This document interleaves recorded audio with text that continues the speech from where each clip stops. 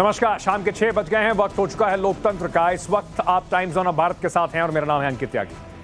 कानपुर हिंसा को लेकर लगातार जिस तरीके से खुलासे सामने आ रहे हैं वो एक बड़े षड्यंत्र की तरफ इशारा करते हैं और उससे जुड़ी ब्रेकिंग न्यूज सबसे पहले आपको बता देते हैं। बुलेटिन की शुरुआत में ही बड़ी खबर आ रही है। कानपुर हिंसा के संदिग्ध आरोपियों की फोटो जारी की गई है। पुलिस ने संदिग्ध आरोपियों की फोटो जारी करके 40 लोगों की तस्वीर जारी की है और उसको जगह जगह लगाया भी जा रहा है। 3 जून को आपको याद होगा कानपुर में हिंसा हुई थी। यहां पर तो आप ये देख रहे हैं, ये तस्वीरें जो हैं ये 40 लोगों की तस्वीरें लगाई गई हैं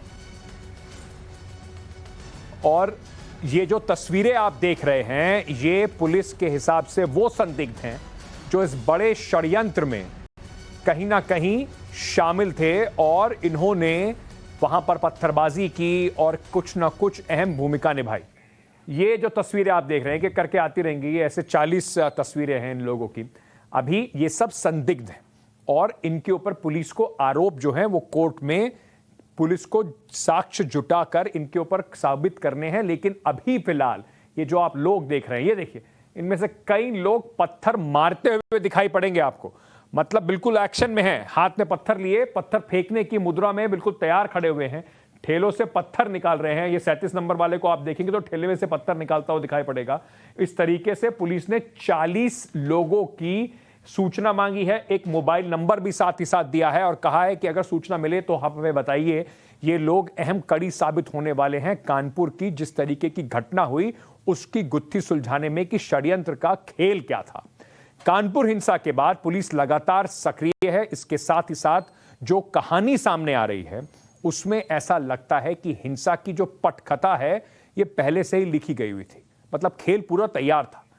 अब तक जो सबूत सामने आए हैं उसमें सारी बातें झलक रही हैं कि किस तरीके से इस पूरे षड्यंत्र को अंजाम दिया गया। वो 40 गुनहगार जिन्होंने इस शहर की अमन और सूरत बिगाड़ने की कोशिश की, उनके पोस्टर कानपुर पुलिस के जवान जगह जगह चस्पा कर रहे हैं। सीसीटीवी फुटेज में उनकी शक्ल कैद हुई और उनकी शक्ल को अब आम जनता के बीच ले जाकर एक मैसेज देने की तैयारी है। आम जनता का सपोर्ट लेकर उन्हें सलाखों के पीछे भेजने के इरादे के साथ कानपुर में परेड इलाके में जगह जगह इस तरीके के पोस्टर लगाए गए हैं। देखिए, ये पोस्टर चिपका रहे हैं कानपुर पुलिस के लोग। इस पे एक हेल्पलाइन नंबर भी दिया हुआ है। उपरोक्त व्यक्तियों के बारे में सूचना देने वाले की पहचान गुप्त रखी जाएगी और ये मोबाइल नंबर दिया है 9454043715। इस नंबर पर कॉल करके कोई भी व्यक्ति इनके बारे में अगर उसे जानकारी है तो वो बता सकता है, उसकी पहचान गुप्त रखी जाएगी। देखिए, वो 40 लोग, वो बलवाई, वो दंगाई जिन्होंने नई सड़क पर 3 जून को भारी उपद्रव मचाया था। देखिए, ये पत्थर फेंकते हुए पहला नंबर, दूसरा नंबर, तीसरा नंबर और इस तरीके से कुल 40 लोग हैं। ये पत्थर फेंकने की कोशिश कर रहे हैं। घटना के समय सीसीटीवी कैमरे में इनकी तस्वीरें कैद हुई थी। तो ये कहां लगाए राहुल जी? ये जो हमारा सद्भावना चौराहा है इस पे हमने लगाए हैं। पीछे यतीम खाना चौकी चौराहा है उस पे हमने लगाए हैं। रूपम चौराहा जो मतलब मेन क्रिटिकल पॉइंट रहे हैं हमने सब जगह लगा दिए गए। अच्छा, तो ये अभी केवल 40 है या फिर और पोस्टर और आने वाले हैं? अभी जैसे जैसे जिन जिन लोगों की पहचान हुई है सीसीटीवी फुटेज से, तो हमने उनकी आइडेंटिफिकेशन करके उनको कर लिया है मार्कआउट। अभी और होंगे, और पोस्टर बनेंगे और लगाए जाएंगे। तो ये थी पूरी जो 40 लोग हैं उनके किस तरीके से कानपुर पुलिस पोस्टर चस्पा करके उन्हें ढूंढने की कोशिश कर रही है। अब कानपुर हिंसा को लेकर कई नए एंगल सामने आ रहे हैं और पुलिस हर एंगल की जांच कर रही है। विस्तार से इस रिपोर्ट में देखिए।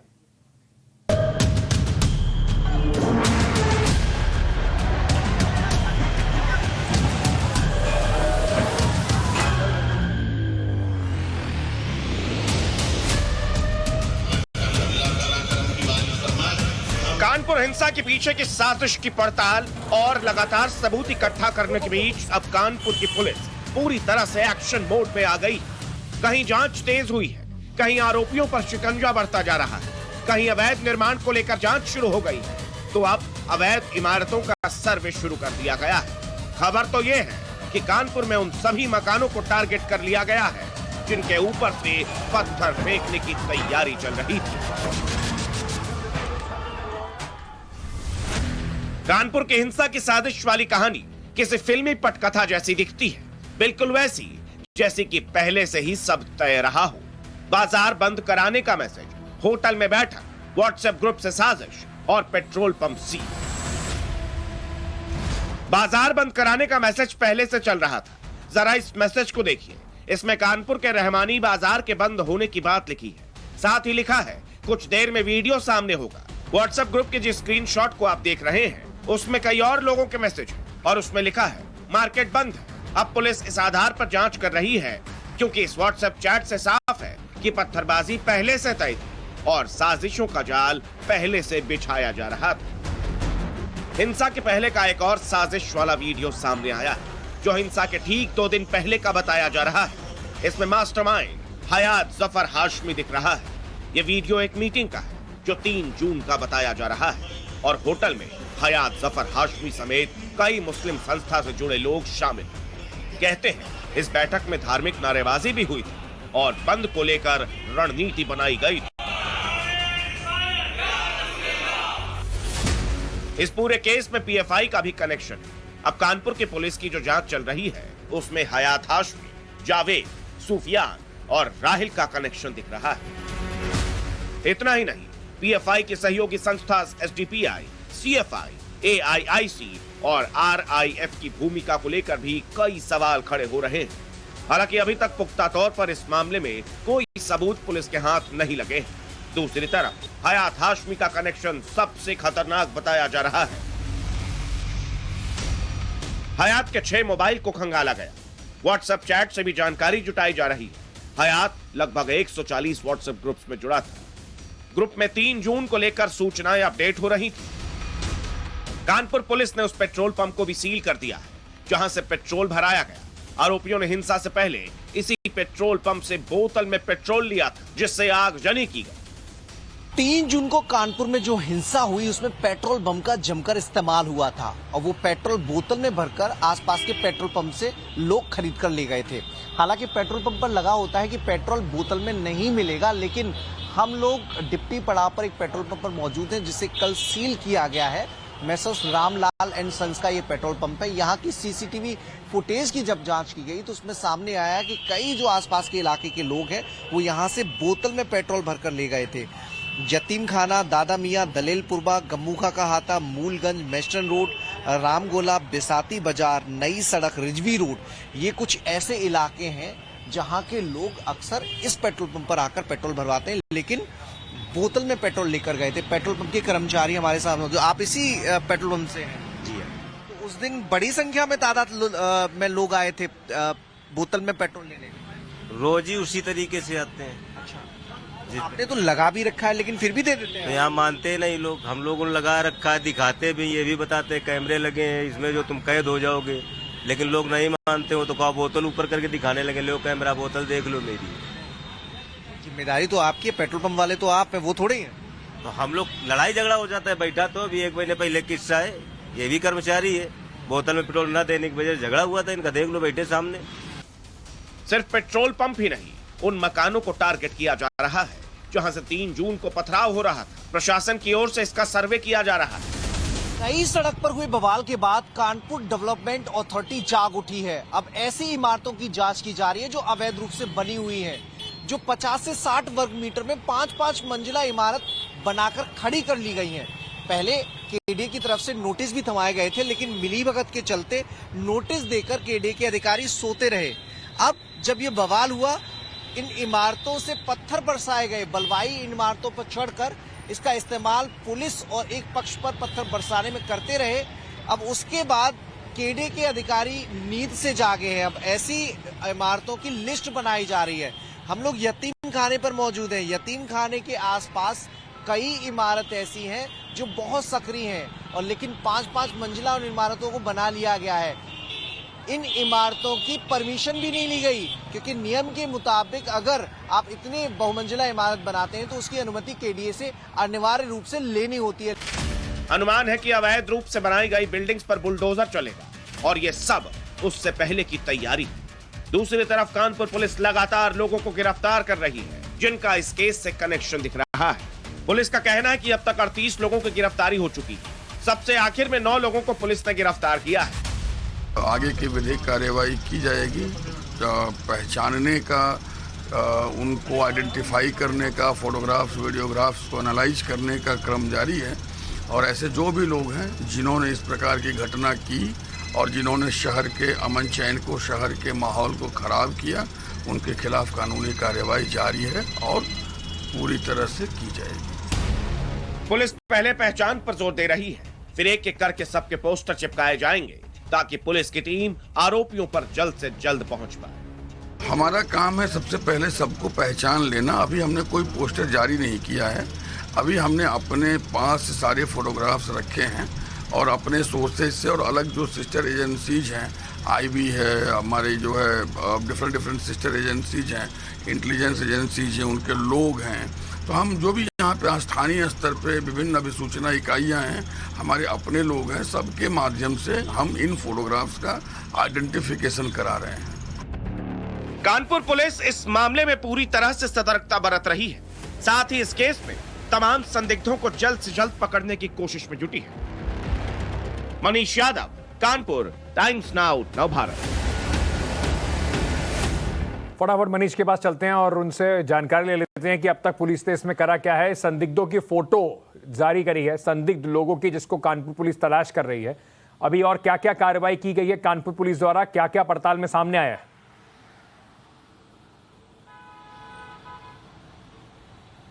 देखिए, संदिग्धों की फोटो जारी कर दी गई, उसका रिस्पांस मिलना भी शुरू हो गया है। कई जगह से फोन आ रहे हैं कि इस व्यक्ति को हमने अपनी कॉलोनी में देखा है।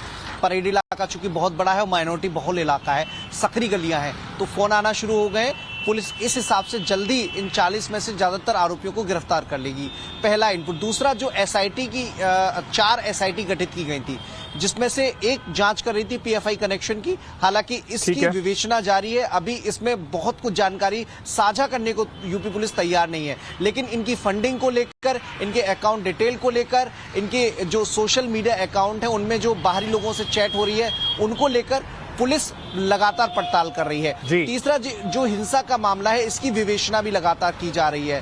खासतौर पर जोर पीएफआई कनेक्शन पर दिया जा रहा है, क्योंकि ये कानपुर बड़ा सेंसिटिव जोन रहा है और उत्तर प्रदेश में बीते 3 साल में अगर हम देखें तो हर जिले में, तकरीबन हर जिले का पूरा आंकड़ा अगर हम देखें तो तकरीबन उत्तर प्रदेश से 100 पीएफआई के एजेंट बीते 3 साल में गिरफ्तार किए जा चुके हैं। नहीं, पीएफआई अभी कोई ऐसा संस्थान तो है नहीं जिस संस्थान को सरकार ने बैन किया हो, तो उनके लोगों को गिरफ्तार जरूर किया गया है। लेकिन कुल मिलाकर अब ये देखना होगा कि सरकार कितनी मजबूती से इन सब साक्ष्यों को जुटा पाती है। जो दोषी हैं इस पूरे बलवे के, इस पूरे दंगे के, उन लोगों को कैसे सजा दिलाई जाती है। बहुत बहुत शुक्रिया मनीष हमसे जुड़ने के लिए। आगे बढ़ते हैं और बात करते हैं सिद्धू मूसेवाला मर्डर की। ये बिल्कुल अभी तक सुर्खियों में इसलिए बना हुआ है कि लोगों में उत्सुकता अभी भी है कि किस तरीके से एक ऐसे सितारे को, जो संगीत की दुनिया का एक चमकता हुआ पंजाबी म्यूजिक इंडस्ट्री का सितारा था, उसको इस तरीके से एक बड़े मैसेज देते हुए मार दिया गया। पुलिस ने अब तक 8 संदिग्ध शूटर्स की पहचान की है, जिन्हें लेकर कहा जा रहा है कि मूसेवाला के मर्डर में इनका बड़ा हाथ हो सकता है। पुलिस ने अपनी जांच में कई सारे सीसीटीवी फुटेज का सहारा लिया है, जिसके बाद एक एक कड़ी को जोड़कर साजिश का पर्दाफाश करने की कोशिश की जा रही है। एक नई सीसीटीवी फुटेज भी आई है, देखिए इस रिपोर्ट में।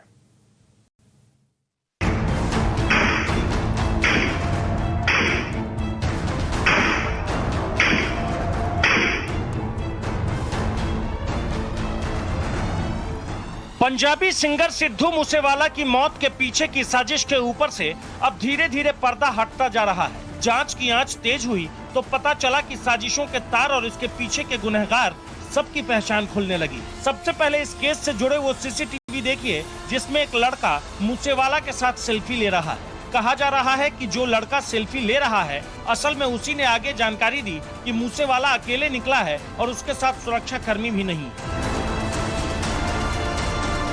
इस वीडियो को गौर से देखने पर पता चलता है कि सिद्धू मूसेवाला घर से अपनी थार से बाहर निकलते हैं। घर के दरवाजे पर एक साथ कई लोग खड़े हैं, जिसमें से एक शख्स मूसेवाला के साथ सेल्फी लेता है और ठीक इसी के बाद वो शूटर्स को कॉल करके मूसेवाला के बारे में जानकारी दे देता है। दूसरी तरफ पुलिस ने शूटर्स को गाड़ी मुहैया कराने वाले शख्स को गिरफ्तार कर लिया है। पुलिस ने जिस शख्स को गिरफ्तार किया है उसका नाम केकड़ा बताया जा रहा है। पुलिस ने केकड़ा नाम के शख्स को गिरफ्तार किया। केकड़ा से पूछताछ कर रही है मानसा की पुलिस। केकड़ा की गिरफ्तारी बड़ी मानी जा रही है। अब जरा उन चेहरों को भी पहचानिए जिनके ऊपर आरोप है कि उन्होंने मूसेवाला को मार गिराया। अब तक कुल 8 शूटर्स की पहचान हुई है। उन शूटर्स के नाम है, सबसे पहला संदिग्ध आरोपी मंजीत, ये सोनीपत का रहने वाला है। संदिग्ध आरोपी 2 नाम प्रियव्रत उर्फ फौजी, सोनीपत का ही रहने वाला है। संदिग्ध आरोपी 3 नाम मनप्रीत उर्फ मन्नू, पंजाब के मोगा का रहने वाला है। संदिग्ध आरोपी 4 नाम रूपा, पंजाब के अमृतसर का रहने वाला है। संदिग्ध आरोपी 5 नाम संतोष जाधव, महाराष्ट्र के पुणे का रहने वाला है। संदिग्ध आरोपी 6 नाम सौरभ, महाराष्ट्र के पुणे का रहने वाला है। संदिग्ध आरोपी 7 नाम सुभाष, सीकर राजस्थान का रहने वाला है। और संदिग्ध आरोपी 8 नाम हरकमल, भटिंडा का रहने वाला है। अब तक की पुलिस तफ्तीश के मुताबिक ये 8 सीधे तौर पर मूसेवाला हत्याकांड में महत्वपूर्ण भूमिका में शामिल है।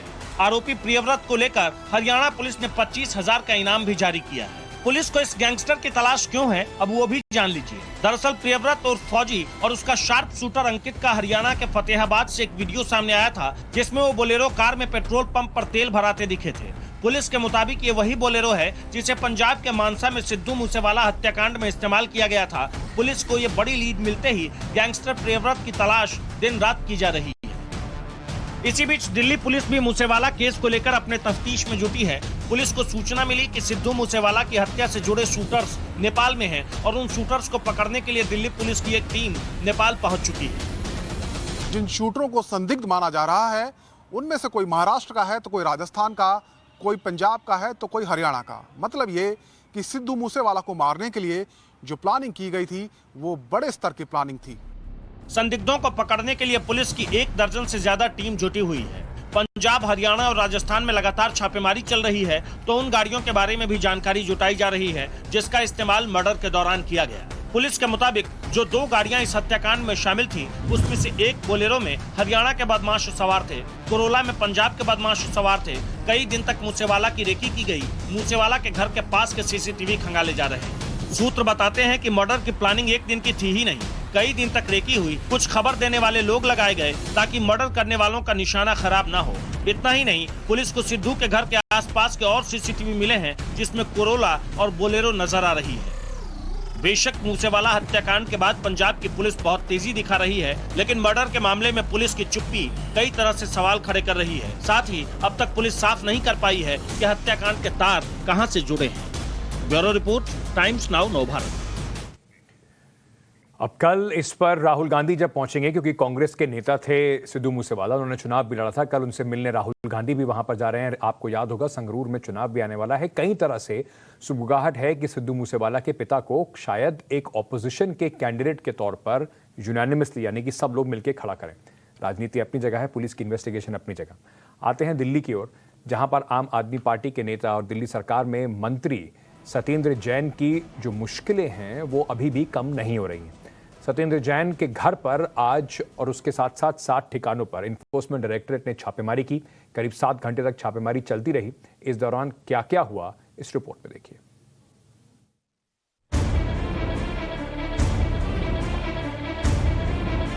दिल्ली के स्वास्थ्य मंत्री सत्येंद्र जैन की मुश्किलें हर दिन बढ़ती जा रही हैं। हालात ये है कि अब ईडी जैन के कई ठिकानों पर छापेमारी शुरू कर दी है। ईडी ने सुबह सुबह छापेमारी शुरू की, जो उनके घर समेत कुल 60 ठिकानों पर की गई। आय से अधिक संपत्ति और मनी लॉन्ड्रिंग के मामले में सत्येंद्र जैन, उनकी पत्नी पूनम जैन और भी कुछ लोगों पर मामला दर्ज है। आरोप है कि जैन ने कथित तौर पर दिल्ली में कई शेल कंपनियां या तो बना ली थी या खरीद ली थी। और एक आरोप है कि 54 शेल कंपनियों के जरिए 16 करोड़ का काला धन भी ट्रांसफर किया। इन सभी मामलों में सोमवार सुबह 7 बजे से ही जैन के घर छापेमारी शुरू हुई।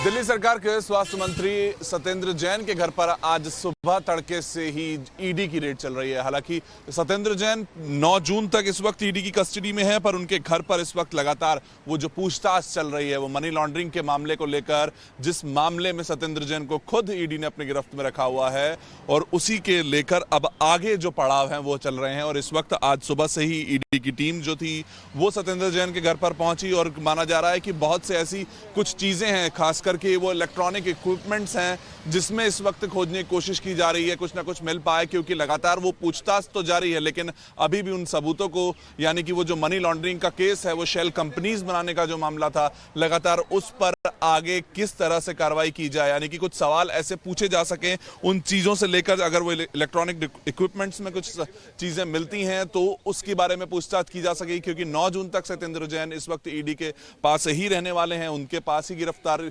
है इस वक्त। लेकिन अभी भी उनके घर पर वो 8 साल पुराना मामला मनी लॉन्ड्रिंग, सीबीआई ने ईडी को केस आता है, और उसके बाद पूरा पैसा कहां गया, वो करोड़ों रुपए की जो इस वक्त जांच है वो ईडी की तरफ से चल रही है। करीब 7 घंटे तक सत्येंद्र जैन के घर पर ये छापेमारी चलती रही और दोपहर 2 बजे तक ये सब चलता रहा। इससे पहले कहा गया कि सत्येंद्र जैन की गिरफ्तारी की बड़ी वजह ये भी है कि वो ईडी को जांच में सहयोग नहीं कर रहे थे, साथ ही मामले से जुड़ी जानकारियां जांच एजेंसियों से छुपा रहे थे। अब 7 घंटे घर में रहने के बाद अब ईडी की टीम घर से बाहर निकलते हुए की आप तस्वीरें देख रहे हैं। और इससे पहले अगर समझें तो सुबह 7 बजे टीम यहां पहुंची थी और घर के अंदर सिर्फ सत्येंद्र जैन की पत्नी और उनकी बेटी मौजूद थी, और ईडी की टीम के कुछ लोग अभी भी अंदर मौजूद हैं। ये तस्वीर वो जब एक अधिकारी ईडी के घर से बाहर निकलते हुए। और इस पूरे मामले को अगर हम समझें तो इस पूरे मामले में 2 पहलू हैं। पहला ये कि ईडी का एक्शन लगातार उन जगहों पर चल रहा है जो मनी लॉन्ड्रिंग का केस सत्येंद्र जैन के ऊपर है, और किस तरीके से उन्होंने एग्रीकल्चर लैंड खरीदी, कैसे शेल कंपनियां बनी, ये पूरा का पूरा लिंक बैठाने में लगी हुई है ईडी, और इन तमाम सवालों के जवाब के लिए ईडी की रेड दिल्ली के अंदर चल रही है। दूसरा पॉलिटिकल एंगल ये कि लगातार आम आदमी पार्टी इस बात को लेकर सवाल उठा रही है कि 8 साल बाद अब जाकर एक्शन में क्यों नजर आ रही है ईडी की टीम। ये पूरा मामला 5 साल से चल रहा है। सत्येंद्र जैन के खिलाफ ईडी ने अगस्त 2017 में सेंट्रल ब्यूरो ऑफ इन्वेस्टिगेशन की ओर से दर्ज मनी लॉन्ड्रिंग के केस को लेकर ही गिरफ्तार किया गया है। ईडी ने 4 करोड़ 81 लाख रुपए की संपत्ति कुर्की थी। 2018 में भी जैन से पूछताछ हुई थी। 9 जून तक जैन ईडी की हिरासत में है। ईडी की अब तक की जांच से ये साफ है कि सत्येंद्र जैन पर जो आरोप हैं वो काफी गंभीर हैं। हालांकि आम आदमी पार्टी की ओर से लगातार यही कहा जा रहा है कि ये सब राजनीतिक द्वेष का परिणाम है, जबकि ईडी जो बातें सामने रख रही हैं उनके मुताबिक सत्येंद्र जैन के लिए आगे की राहें भी बहुत आसान नहीं हैं। पुलकित नागर और वरुण भसीन के साथ bureau report, times now Navbharat. चलिए दिल्ली से जुड़ी एक और ब्रेकिंग न्यूज आपको दे देते हैं। दिल्ली में एक रोड रेज का मामला बड़ा चर्चा में था। एक वीडियो बड़ा वायरल हो रहा था जिसमें एक स्कॉर्पियो वाला एक मोटरसाइकिल वाले को बहस के बाद टक्कर मारता हुआ नजर आ रहा था। उसमें अब दिल्ली पुलिस ने गिरफ्तारी कर ली है। दिल्ली पुलिस ने जो आरोपी गिरफ्तार किया है, अर्जनगढ़ मेट्रो स्टेशन के पास उसने एक मोटरसाइकिल पर टक्कर मारी थी, वो आरोपी को अब गिरफ्तार कर लिया गया है। वो जरा सीसीटीवी फुटेज भी आपको दिखाते हैं, आपको समझ में आएगा कि कैसा है आदमी, बिल्कुल गुस्सा। ये देखिए, ये पहले उनकी बहस होती है, उसके बाद स्कॉर्पियो गाड़ी जो ये है ये टक्कर मारते हुए मोटरसाइकिल को, मतलब मुश्किल से जान बची है इस व्यक्ति की जो मोटरसाइकिल पर सवार था। इससे पहले बहस का एक वीडियो सामने आया, बहस होती हुई दिखाई पड़ रही है, उसके बाद तेज गति से स्कॉर्पियो आती है और ये टक्कर मार कर निकल जाती है। इस आरोपी को अब पुलिस ने गिरफ्तार कर लिया है। अब जरा पुलिस वाले इनसे पूछें कि इतनी तेजी और गर्मी कैसे आई थी। चलिए आगे बात करते हैं। महात्मा गांधी के देश में जब इस तरह की खबरें सामने आती हैं तो कई बार सोचने पे विवश हो जाते हैं कि क्या हो क्या रहा है और किस तरीके की सोच को आगे बढ़ावा दिया जा रहा है। कर्नाटक की बात कर रहा हूं। पिछले कुछ सालों में इस देश में नाम बदलने का जो काम है वो काफी तेजी से चला हुआ है। कुछ लोगों की पूरी राजनीति और राजनीतिक करियर नाम बदलने पर ही सिमटे हुए। ऐसी तेजी आ रखी है कि कुछ जगह के शहरों के नाम बदल दिए जा रहे हैं, विश्वविद्यालयों के नाम बदल दिए जा रहे हैं, सड़कों के नाम बदले जा रहे हैं, जिलों के नाम बदले जा रहे हैं। कर्नाटक के उडुपी में काराकला में एक सड़क का नाम नाथुराम गोडसे के नाम पर रख दिया गया। अब आप सोचिए, आप सहमत असहमत हो सकते हैं, लेकिन जिसको आप अपने राष्ट्रपिता की उपाधि जिनको आपने दी है, उनके हत्यारे के नाम पर कुछ लोगों ने एक सड़क का नाम ही रख दिया। वही नाथुराम गोडसे जिसने महात्मा गांधी की हत्या की थी। टीवी स्क्रीन पर जो तस्वीरें आप देख रहे हैं वो कर्नाटक की हैं, जहां पर उडुपी जिले में बोला ग्राम पंचायत का ये मामला है। हाल ही में यहां पर बनकर तैयार हुई एक सड़क पर गोडसे का नाम रख दिया गया, जिससे विवाद शुरू हुआ। कांग्रेस ने आरोप लगाया और बीजेपी और आरएसएस गोडसे की विचारधारा को पूरे कर्नाटक में फैलाना चाहती है और एक दिन कर्नाटक की जनता इसका मुंहतोड़ जवाब देगी। दूसरी तरफ यूथ कांग्रेस ने ऐलान किया कि इस सड़क को हटाने को लेकर वो प्रदर्शन करेंगे। साथ ही साथ जिला प्रशासन से इसकी शिकायत भी की जाएगी। लेकिन ये एक कमाल की बात है कि इस देश में महात्मा गांधी के हत्यारे को इस तरीके से सम्मानित करने की कोशिश की जाती है। मैं नड्डा जी हो, इनका कर्नाटक में बोम्माई हो, जो भी है, अमित शाह हो, नरेंद्र मोदी जी हो, मैं इनको कहना चाहता हूँ, ये महात्मा गांधी जी का देश है, महात्मा गांधी जी का देश ही रहेगा। कभी गोडसे का देश नहीं बन सकता, आप कितने भी कोशिश करो। इन लोग ने क्या है, पूरा देश का जो लोगों को दिमाग गुमराने के लिए जो असली मुद्दे पे कभी इन लोग ने बात नहीं करता है।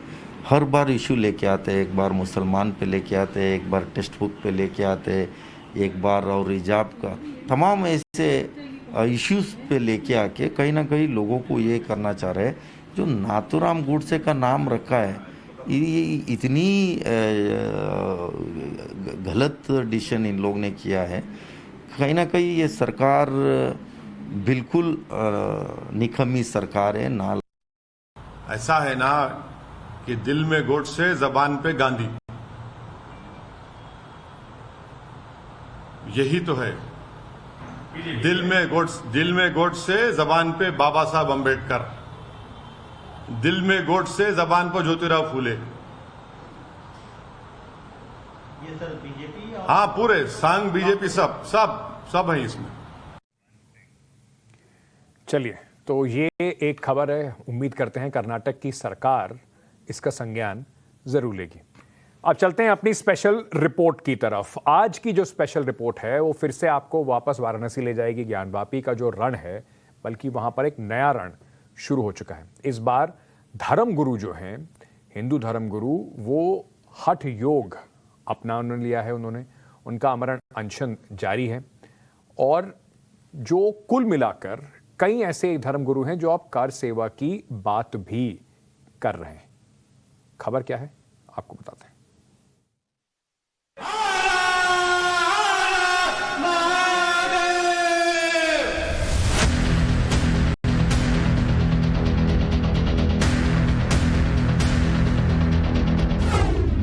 ज्ञानवापी मस्जिद में पूजा करने की जिद। प्राण परित्याग कर देना अच्छा है, लेकिन भगवान की पूजा किए बिना भोजन करना अच्छा नहीं। आदि विश्वेश्वर को भोग चढ़ाने की हट।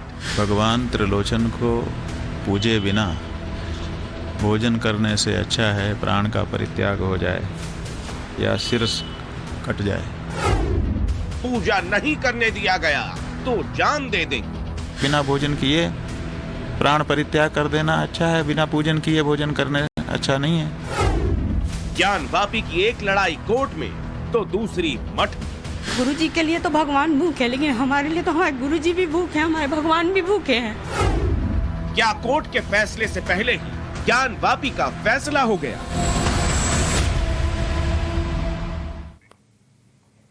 एक तरफ ज्ञानवापी मस्जिद का मुद्दा कोर्ट में चल रहा है। इस बात का फैसला होना है कि ज्ञानवापी मंदिर है या मस्जिद, लेकिन फैसला आने से पहले पब्लिक ने अपना ये कहीं ना कहीं कुछ हिस्से ने, जो धर्मगुरु हैं, उन्होंने एक अपना नया आंदोलन शुरू कर दिया है।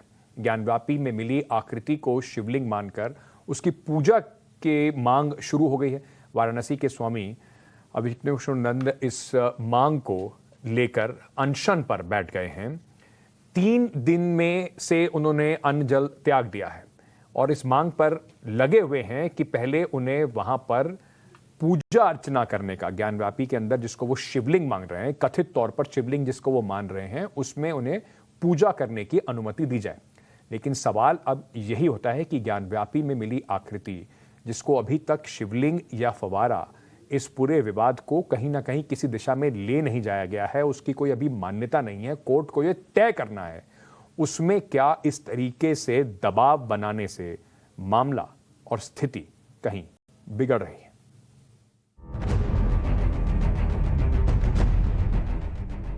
प्रण, प्रदर्शन, अनशन, ये है ज्ञानवापी का नया रण। काशी का श्री विद्या मठ इस वक्त हठ धर्म का केंद्र बना हुआ है। शंकराचार्य स्वरूपानंद सरस्वती के शिष्य स्वामी अविमुक्तेश्वरानंद इस वक्त अपने हठ पर अड़े हुए हैं। जिद है कि ज्ञानवापी के अंदर मिली आकृति का पूजा श्रृंगार करना है, भोग चढ़ाना है। भगवान त्रिलोचन को पूजे बिना भोजन करने से अच्छा है प्राण का परित्याग हो जाए या सिर कट जाए। अविमुक्तेश्वरानंद बीते 3 दिन से अपनी मांग को लेकर अनशन पर बैठे हैं। स्वामी अविमुक्तेश्वरानंद को लेकर, जिन्होंने पिछले 3 दिनों से इस मामले को लेकर मोर्चा खोला हुआ है और वो पिछले 3 दिनों से लगातार आमरण अनशन पर बैठे हुए हैं।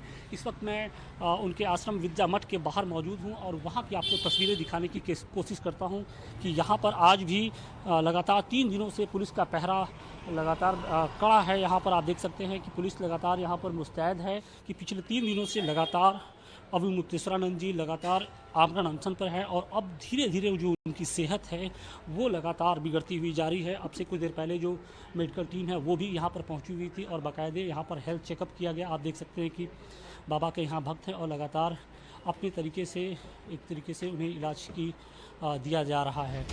वाराणसी में इस वक्त अधिकतम तापमान 44-45 डिग्री सेल्सियस भयंकर लू चल रही है। ऐसे में अविमुक्तेश्वरानंद की जिद की वजह से उनकी तबीयत बिगड़ती जा रही है। शरीर में पानी की कमी हो रही है, ब्लड प्रेशर और शुगर लेवल गिरता जा रहा है। डॉक्टर चिंतित। सर क्या हालत है अभी स्वामी जी की, थोड़ा सा ब्रीफ कर देते हैं। जी हालत तो ठीक नहीं है, थोड़ा सा एडमिशन की ज़रूरत है। काफ़ी डिहाइड्रेशन हो रहा है, पानी की कमी हो रही है शरीर में और ब्लड प्रेशर थोड़ा सा डाउन चल रहा है, नीचे जा रहा है। तो अधिकारियों को बताया गया है। ब्लड सैंपल अभी दीनदयाल हॉस्पिटल गया हुआ है। शुगर लेवल वगैरह क्या है? शुगर लेवल अभी 9 बजे का चेक किया गया था, 130 और 150 2 बार चेक किया गया और शरीर में यूरिन में कीटोन बढ़े जा रहे, पेशाब की मात्रा काफ़ी कम हो गई। टेम्परेचर भी देख रहे हैं हम लोग 45-46 ऐसे है। ऐसी कंडीशन में अगर 2-3 दिन और ऐसे रहेंगे तो फिर तो बहुत 3 दिन तो नहीं, जल्दी ही महाराज जी को लेना चाहिए ओरली। अगर नहीं लेते हैं तो दिक्कत बढ़ सकती है। तो वो दिक्कत बढ़ सकती है और अभी हमने बात करी है ड्रिप लगाने के लिए, तो उन्होंने मना कर दिया है। तो हम बात कर रहे ऊपर की भर्ती कराया जाए। डॉक्टरों का साफ कहना है कि अगर अविमुक्तेश्वरानंद ने जल्द से जल्द अन्न जल ग्रहण नहीं किया तो उनकी स्थिति नाजुक हो जाएगी। लेकिन वो अपनी मांग को लेकर अडिग है, हठ योग त्यागने को तैयार ही नहीं। गुरु जी तीसरा दिन है लेकिन जिला प्रशासन कोई बात नहीं, हमारा जो शास्त्र कहता है श्लोक दो।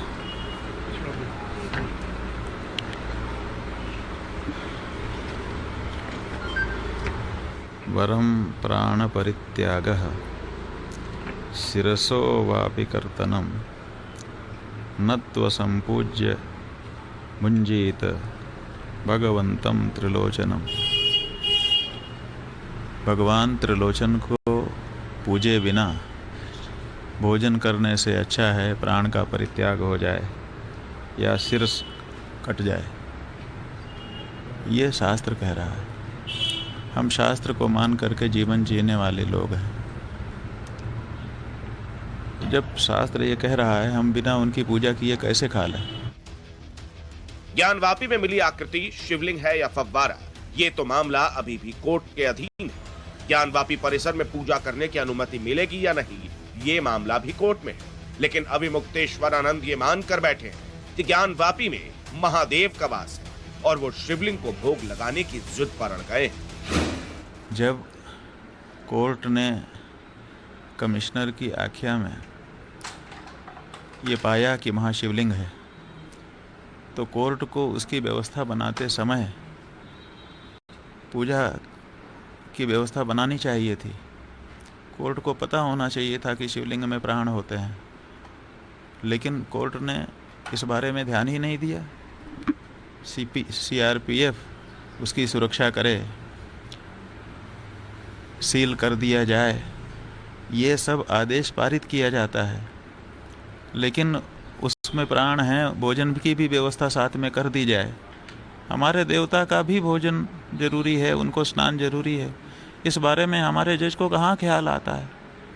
तो हम क्या आशा करें? लेकिन प्रक्रिया है, उस प्रक्रिया का पालन हम कर रहे हैं और अपने धर्मशास्त्र का पालन हम कर रहे हैं। स्वामी अभिमुक्तेश्वरानंद जहां अनशन पर बैठे वहां भजन कीर्तन और हनुमान चालीसा का पाठ शुरू कर दिया गया है। रामचरितमानस की एक प्रति और डमरू रख दिया गया है। अभिमुक्तेश्वरानंद के अनुयायी मठ में जुटना शुरू हो गए। गुरुजी की सेहत बहुत गिरते जा रही है और इस बात का दुख हम सभी भक्तों को है। गुरुजी के लिए तो भगवान भूखे, लेकिन हमारे लिए तो हमारे गुरुजी भी भूखे हैं, हमारे भगवान भी भूखे हैं। हम पर क्या गुजर रही होगी इस बात की। और हमने ऐसी कोई मांग नहीं की है जो प्रशासन पूरी नहीं कर सकती। हमारे गुरुजी ने बोला कि हम जहाँ तक जा सकते हैं, जहाँ तक हमको प्रशासन अनुमति देती हम वहीं से पूजा कर लेंगे। पूजा तो शुरू हो, वहाँ इतने लोग नमाज पढ़ सकते हैं, हम अपने भगवान के लिए अपने दरवाजे पे भी पूजा नहीं कर सकते। अभिमुक्तेश्वरानंद ये मान बैठे हैं कि ज्ञानवापी में सर्वे के दौरान जो आकृति दिखाई दी है वो फव्वारा नहीं बल्कि शिवलिंग है। स्वामी जी ये मान कर बैठे हैं कि ज्ञानवापी एक मस्जिद है और स्वामी जी के साथ साथ आम जनता भी शायद यही मान बैठी है। लेकिन सच तो ये है कि कोर्ट का फैसला अभी आना बाकी है। सांच को आंच क्या, सारी चीजें परिलक्षित हो चुकी हैं कि वो शिवलिंग है।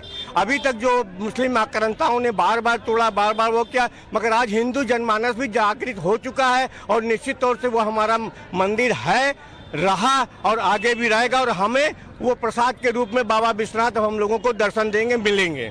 बिल्कुल देंगे। दर्शन देने में उनको कोई किंतु नहीं है। अब तो हम लोग को दर्शन हो ही गया कि अब क्या वहाँ पे मिल गया शिवलिंग, तो उससे बढ़ के क्या बात है। लेकिन पूजन अर्चन तो अभी अधूरा है। अभी तो अब भाई वो उसका हम लोगों ने कोर्ट में केस किया हुआ है, वो भी ऑर्डर हो जाएगा, देर थोड़ी लगेगी। और जो ये है वो हिंदुओं का ही है, वो रहेगा, हमेशा रहेगा। लगता है कि कामयाबी हासिल होगी? नहीं, बिल्कुल 100% कामयाबी होगी। विश्वास है, सच्चा विश्वास है, होगा। जैसे रामलला का मंदिर बना उसी तरह? हाँ, अवश्य होगा। अवश्य होगा कहीं उम्मीद है आपको? उम्मीद नहीं, हम लोग बाबा विश्वनाथ को पा चुके हैं। अब केवल जो है एक सीढ़ी ऊपर चढ़ना है हम लोगों को। इधर अभिमुक्तेश्वरानंद अपनी जिद पर अड़ गए हैं।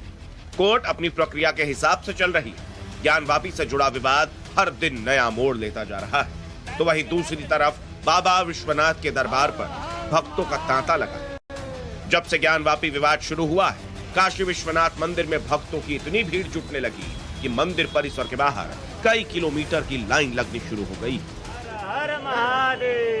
ज्ञानवापी परिसर में मिले शिवलिंग को लेकर काशी के साधु संतों की आवाज मुखर होने लगी है और इन सब के बीच में काशी विश्वनाथ मंदिर के बाहर जो भक्तों की भीड़ है वो लगातार बढ़ती जा रही है। देश के कोने कोने से जो भक्त हैं वो यहाँ पर पहुँच रहे हैं और हम आपको यहाँ की तस्वीरें दिखाने की कोशिश कर रहे हैं कि ये गेट नंबर 4 है और इसी रास्ते जो श्रद्धालु होते हैं वो अंदर दाखिल होते हैं। लेकिन अब यहाँ पर जो भीड़ है आप देख सकते हैं कि किस तरीके से जो श्रद्धालु हैं वो लगातार यहाँ पर पहुँच रहे हैं। और एक हम आपको दूसरी तस्वीर दिखाने की कोशिश करते हैं कि इस VIP द्वार के अलावा भी एक और जो द्वार है जहाँ से आम जो श्रद्धालु होते हैं वो मंदिर परिसर के अंदर दाखिल होते हैं और आपको अब दिखाने की कोशिश कर रहे हैं कि यहाँ पर कितनी लंबी लाइन यहाँ पर लगी है।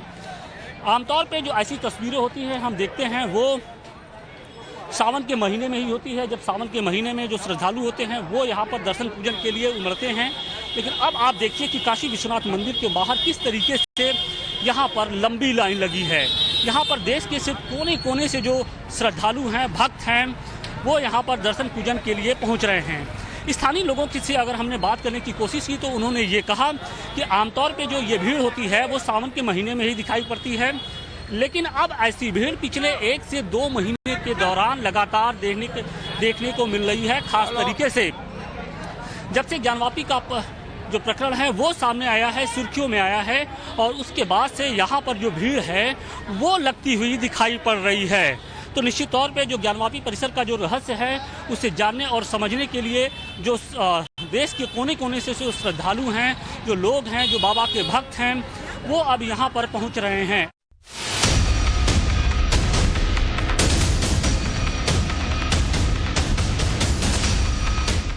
संत समाज समझौता करने के मूड में नहीं। कार सेवा मन की भावना है और ईश्वर की बड़ी आस्था है। ज्ञानवापी का खेल खुल्लम खुल्ला हो रहा है। भगवान शंकर जो है यहाँ विराजमान है, वो ज्ञानवापी तीर्थ है, वो शिव तीर्थ है। पहले पूजा की मांग को लेकर अनशन और अब कार सेवा शुरू करने का ऐलान। इस समय में सबको ये कहा कार सेवा के लिए भक्तगण आप तैयार हैं। काशी के धर्म युद्ध में अब कार सेवा का ऐलान हो गया और ये ऐलान किया है काशी विश्वनाथ मंदिर के पूर्व महंत डॉक्टर कुलपति तिवारी ने। कैसे होगी ये कार सेवा, सुनिए पूरी प्लानिंग। इस समय में सबको ये कहा कार सेवा के लिए भक्तगण आप तैयार हैं। गंगा से चलना है, गंगा के किनारे ने गंगा के बीच से बनी हुई रही, गंगा के दूर से चलना है हमको। जितने मंदिर हैं, जितने देवता हैं, शिवालय है, जितने देवालय हैं, सबको जो है अर्थात पूजन अर्चन करते हुए भोग लगाते हुए ज्येष्ठ का महीना में चला जाऊंगा। ना मैं नाव से उतरने का बात कर रहा हूँ, ना मैं कोई ऐसी प्रक्रिया बता रहा हूँ जो धर्म से विरुद्ध हो। डॉक्टर तिवारी ने कार सेवा का ऐलान तो कर दिया, लेकिन कार सेवा से राम जन्मभूमि विवाद ही याद आता है। ऐसे में यह कार सेवा अलग क्यों? लेकिन जब कार सेवा की बात आती है तो आदमी के दिमाग में अयोध्या का मसला आ जाता है, रामलला की वही चीजें तस्वीर समझ जहन में उतर आती हैं। तो लोगों के बीच में कौतूहल है कि क्या कार सेवा कुछ उसी तरह से होगा या किसी दूसरे तरीके से होगा। जी नहीं, ये धार्मिक है, कोई पॉलिटिकल नहीं है। जिस क्षेत्र को सील कर दिया गया है वहाँ मेरा कोई इरादा है ही नहीं, क्योंकि जब कोई चीज विवाद है तो भाई हम तो इस तरह जानते हैं वहाँ नहीं जाना चाहिए। इतना कानून को अपने हाथ में, कानून से चलना चाहिए, नहीं और न्याय से सत्य धर्म न्याय से चलना चाहिए। मैं धर्म से चल रहा हूँ और किसी प्रकार का किसी को कष्ट नहीं देना चाहता हूँ। ज्ञानवापी को लेकर डॉक्टर कुलपति तिवारी भी वही दावा कर रहे हैं जो हिंदू संगठन कर रहे हैं, लेकिन इसके लिए उनका तर्क क्या है अब वो सुनिए। तो लाखों लाख साल पहले जब आए थे तो उन्होंने कूप का निर्माण किया, अपने त्रिशूल से, वही कूप है वहाँ पे। उस कूप से जल रूप में भगवान शंकर प्रकट हैं और उसी जगह भगवान का विश्वेश्वर है, नाथ का मंदिर है और 4 जो है मंडप हैं। पूरब में ऐश्वर्य मंडप है, पश्चिम में जो है श्रृंगार मंडप है, उत्तर में जो है भक्ति मंडप है और दक्षिण में मोक्ष मंडप है। वहाँ भगवान शंकर तारक मंत्र देते हैं, वो तारकेश्वर की जगह भी होती है। तो भगवान शंकर जो पीछे से लेके आगे से पूरा हिस्सा जो है वो नीचे का जो भूतल है वो शिव का है और हमारे हिंदू सनातनियों का अपना स्थल है। और उसके पीछे जो मंदिर के पीछे जो टीला है जिसको ढुआ लोग कहते हैं, जिसके अंदर जो है वो हिंदुओं की संपत्ति है। काशी विश्वनाथ मंदिर के पूर्व महंत ये दावा स्कंद पुराण के आधार पर कर रहे हैं। इसमें लिखा है कि ईशान कोण के अधिपति ईशान नाम के रुद्र एक बार काशी आए, जहां उन्होंने भगवान शिव के विशाल ज्योतिर्मय लिंग का दर्शन किया। उसी को देखकर ईशान के मन में इच्छा हुई कि वो शीतल जल से इस ज्योतिर्मय लिंग को स्नान करे। इसके लिए ईशान ने विश्वेश्वर लिंग से दक्षिण दिशा में अपने त्रिशूल से एक कुंड खोदा और उसी के जल से ज्योतिर्मय लिंग को स्नान कराया। इससे विश्वनाथ जी ने प्रसन्न होकर ईशान को वरदान दिया कि तीनों लोकों में जितने भी तीर्थ हैं उनमें यह शिव तीर्थ सबसे श्रेष्ठ होगा। शिव ज्ञान को कहते हैं और वही ज्ञान शिव की महिमा के उदय से इस कुंड में जल के रूप में प्रकट हुआ। इसीलिए यह तीर्थ तीनों लोकों में ज्ञानोद अर्थात ज्ञानवापी के नाम से प्रसिद्ध हो। इसी स्कंद पुराण में काशी खंड में लिखा है कि देवस्य दक्षिणे भागे तत्र वापी शुभोदका, यानी वापी के उत्तर दिशा में भगवान विश्वेश्वर विराजमान है। इसी स्थान पर इस वक्त ज्ञानवापी मस्जिद है। काशी खंड का 97 अध्याय में 220 नंबर का श्लोक है, पढ़ के एक बार सुना दीजिए। बिल्कुल देखिए, यहाँ लिखा है देवस्य दक्षिणे भागे तत्र वापी सुबोध का तदम्बु प्रासनम निर्णाम अपुनर्भव हेतवे। इसका मतलब यह है कि देव मतलब भगवान शिव के दक्षिण भाग में वहां पर वापी स्थित है, जिसको ज्ञान वापी कहते हैं। सिर्फ स्कंद पुराण में ही नहीं, शिव रहस्य में भी ज्ञान वापी का जिक्र है। इसमें लिखा है कि काशी विश्वनाथ मंदिर के पूर्व में ज्ञान मंडप, पश्चिम में श्रृंगार मंडप, उत्तर में ऐश्वर्य मंडप और दक्षिण में मुक्ति मंडप। श्रृंगार मंडप के पास श्रृंगार गौरी थी, जो वर्तमान में भी ढांचे के पश्चिमी द्वार पर दिखाई दे रही है। इतिहास की किताबें और पुराण के पन्ने तो यही कह रहे हैं कि ज्ञान वापी एक मंदिर थी, जिसे तोड़कर मस्जिद की शक्ल दी गई, लेकिन अभी ये पूरी तरह से स्थापित नहीं हो पाया है। कोर्ट का आदेश आना बाकी है, लेकिन लगता है कि कोर्ट के आदेश से पहले ही संत समाज ने अपना आदेश पारित कर दिया है।